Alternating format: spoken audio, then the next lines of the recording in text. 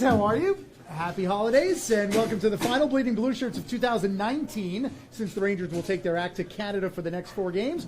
John and Dave with you. Rangers kind of had to marinate over that third period for the last couple days after allowing 4 in the third Monday in Philadelphia, and now they bring that into tonight's game against Carolina. Yeah, not only that, then it was the 3 in the third against Toronto too. The two Eastern Conference teams where really you played toe-to-toe, basically. Now, I know David Quinn and his staff was not happy with the 60 minutes of the Toronto game. Anaheim all banged up. Then you go in, you play really well in Philly. Yeah. That was a heck of a hockey game. And then you make a couple of mistakes, and all of a sudden now you're chasing eventually a 5-1 game. So it's just the margin for error is so slim, and yet the teams that are successful more oftentimes than not are on the right side of the margin of error. The Rangers aren't quite there yet. Yeah. We saw the Rangers go 0 for the night against Philly on the power play. Now 0 for their last 5 games, 0 for 18 overall. I know you were at practice this morning for the skate up in Westchester. What's David Quinn going to do tonight with the power play? Well, really just, I know post-game against the Flyers he talked about moving bodies around, but really when you look at it, there's not a lot of things they can do as far as personnel. They flip-flop. Buchnevich will go on the second unit. Hedl will kind of phase his way into the second unit, replacing Lemieux. But they'll start with Lemieux in the second unit. And Strome will go back up to the first unit. So there is a lefty-righty thing that's a little bit different with Strome in that position. But really, I just think a lot of times the execution comes down to simply what we harp on time and time again is just getting things to the net. Now, you've been down ringside, as I'm down. There's not a lot of room, really, in all fairness, because most teams, when they lose possession, so it's almost like an accordion, right? When they force the team to the outside, when they lose possession, everybody collapses to the middle. And nobody's afraid to block shots anymore with the skates and the equipment. So, in fairness, there's not a lot of room. But I think the Rangers, I was a little bit surprised that the last 4 of the last 5 games they've outshot their opponent. But most times, the possession, the Rangers have all kinds of possession but never get anything to the net. Right. And that's equally pronounced on the power play. So maybe the mentality changes. So you think with the slight change in personnel comes a mentality change? No, or is it if still it was that just simple? Yeah. We're going to talk to David Oliver on the bench pregame, and I'll talk to him a little bit about, again, I'm sure he's going to say the same things. And you know what, David Quinn was asked post-skate this morning, whether it was X's and O's, whether it was personnel, and it's like everything, it's probably a combination of everything. But it is a streaky entity. When you look at, so the bad news is you're 0 for 18. The good news is it will turn. You're bound to get one at some point. Right. And it's been emphasized even greater because of the closeness of the games. You're in the game with an opportunity to maybe put your foot on the opponent's neck, and the power play doesn't deliver. We've got Amanda P. standing by, so if you have any questions, whatever you're watching us on, wherever, just hit us up. You have one now, Amanda? We do, from YouTube. It's All Simon. right. And Simon wants to know, do you think that Coach Quinn should play Hank a little more to maybe get him into a rhythm and maybe see if the team can go on a streak? Should Hank play more? This will be his 3rd straight start tonight against the team that he has absolutely dominated in his career. Yeah, I'm not surprised he's starting tonight because of the history, and even into this season. He was brilliant in Carolina, right? 86 out of 90 saves. Yeah. 86 out of 90 shots so far against this team. Yeah.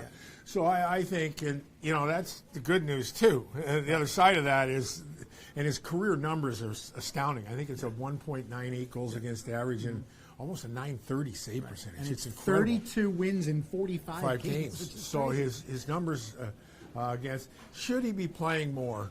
I don't know about that. I think you're in this transition period, and I know David Quinn in the room, their goal is the playoffs, right? And I still think it's a day-to-day proposition that where they are in their growth, it's day-to-day. So you take a win for what it's worth, you take the loss for what you can learn, and you move forward with no guarantees. And that, to me, would include keeping Georgiev involved, right? Because he certainly hasn't shown anything but the right to play, too. So, and I know people talk about rhythm. They talk about rhythm with lines, too, right? And if it's not working, you got to move things around. So I think they'll probably stay the course, and I wouldn't be surprised if we see Shesterkin at some point sooner than later either. In this year, huh? Yeah. That wouldn't surprise me. Yeah. He has done everything that was asked of him, and I think at some point the franchise may think, you know what, this guy deserves a look. Right. He's done exactly what we asked him to do. He came over early, spent the summer here, admitted to his own admittance, thought he needed time in the American League. His numbers, you and I have talked about his numbers in the KHL. And they were almost identical here. Almost identical. So, at some point, I think he deserves a look-see. Speaking of another young guy, the World Junior Championships began yesterday when the U.S. played Canada. Canada won at 6-4. You watch the players who are there right now, and you realize some of them are older than Kaapo Kakko. It's a place that he played so well last year and put himself so on the map that he was either going to be 1 or 2. And, of course, he ended up 2 to the Rangers. He's here right now.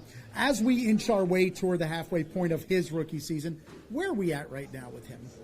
You're exactly where if you're really honest, and you and I were both here when he was drafted. We had a little draft thing at the Garden, and you would have thought the Rangers were an inch from the Stanley Cup. Yeah, right. It was crazy. And it's absolutely impossible for him to match up that. It's impossible. So the expectations, and again, the league every year, it's the next one with the amateur draft. Right. It's the next one, and the last one is quickly forgotten. Right. It's a phenomenon now that it heightens the expectation for those kids who are at the upper end. And I just think it's still a man's league. It's still, he has so many things yet to learn. And the only way he's going to learn is by playing. And probably, if it was true to be known, all of them should be in the American League for a while. I was going to say, in a perfect world, he'd be learning it somewhere else. Totally. Right? Yeah. Totally. Be learning on a smaller ice. Right. Culturally, there'd be an adaptation. Kudos to Brendan Smith, because he had Kakko over for Christmas dinner cool. to his home, because his family wasn't going to be in. He was going to be by himself.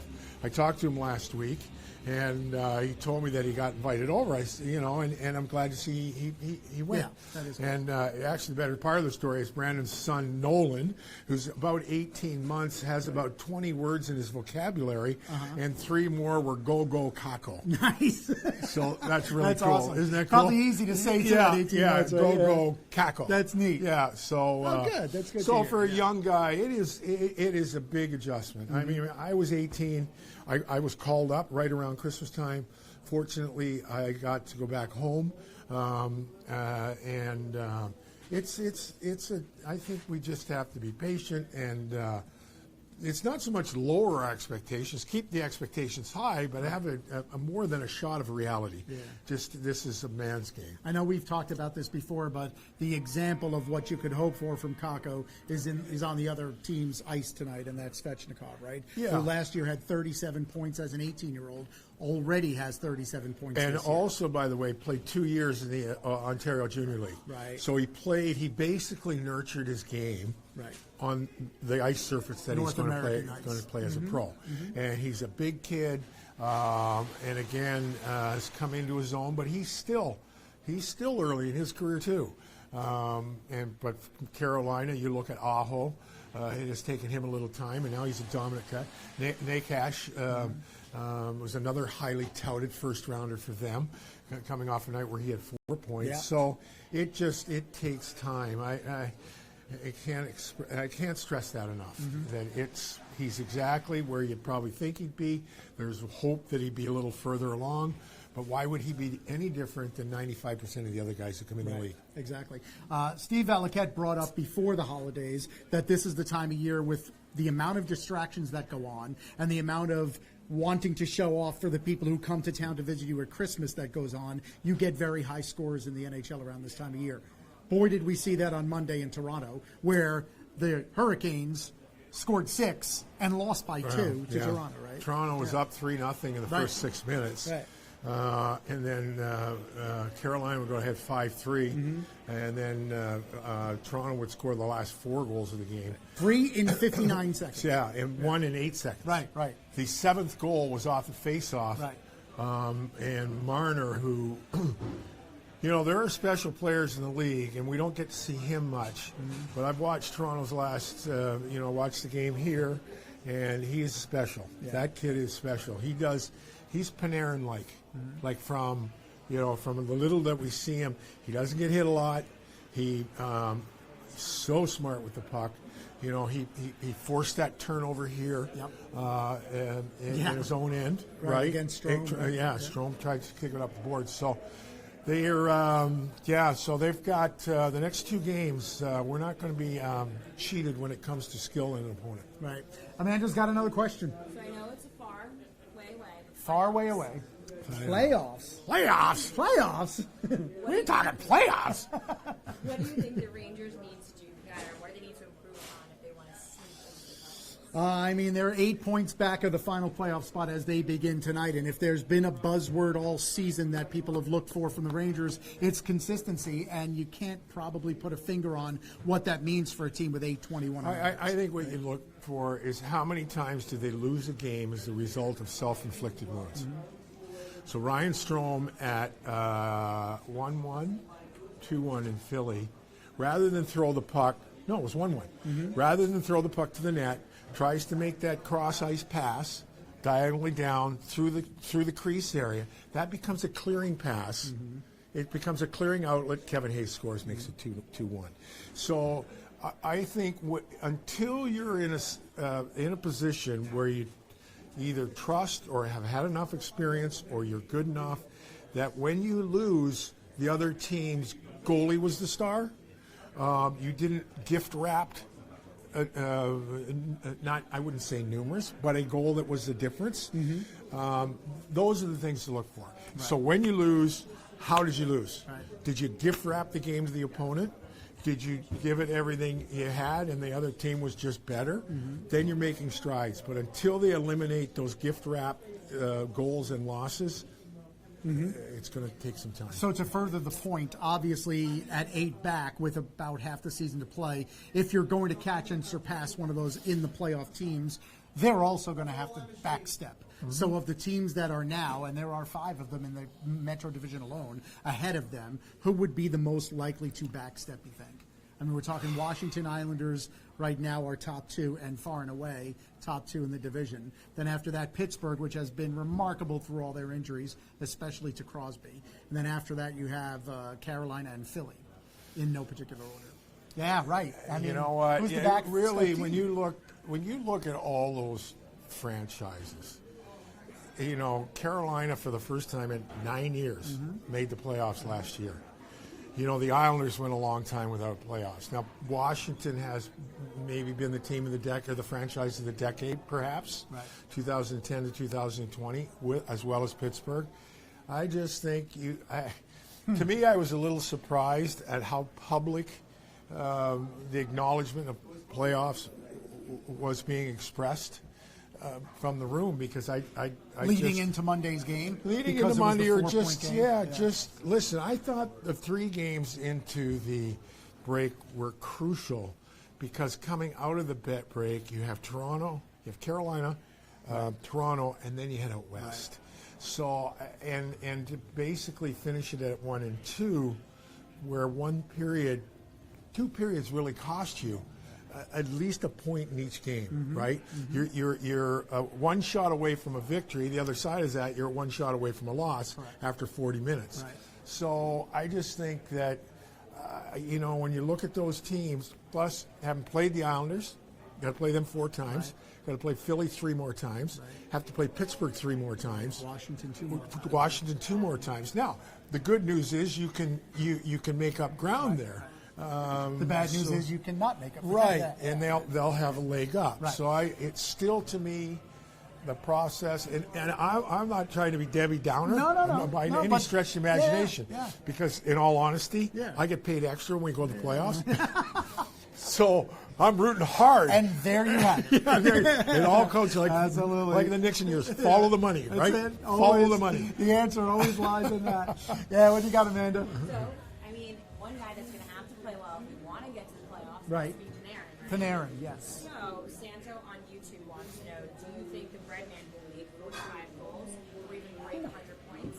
Wow. Okay, so yeah, I mean, obviously it's a player like Artemi Panarin who would carry a team almost on his back to the playoffs when you have that many young players who haven't been through the grind of a second half. Can Panarin get to 45 or 100?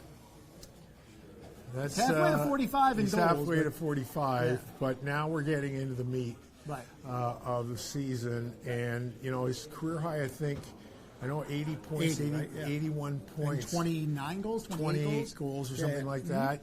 I would expect him to get between 30 and 40. Yeah. Because, and really, again, in the back of my mind, not watching Columbus or Chicago every game, he was off the chart good for the Blue Shirts. Now, can he keep that up? Right. That's the question. Right. We're only 30. We're not even at the halfway point yet. Right. So I think it's, listen, do I hope it happens? Absolutely. Like a lot of things we talk about, you wish for and hope for because that, it's our team. Mm-hmm. But then it's like that bolt of reality, you go, boing, and you're like, And that hurts sometimes. Yeah. But do you get the sense that they talk playoffs in the room because that maintains the motivation, especially through this so-called dark period? Yeah, no, listen. I mean, it's hard to probably get up when you feel like, all right, we're not making the playoffs. No question. The dream is still alive. Yeah. There's no question.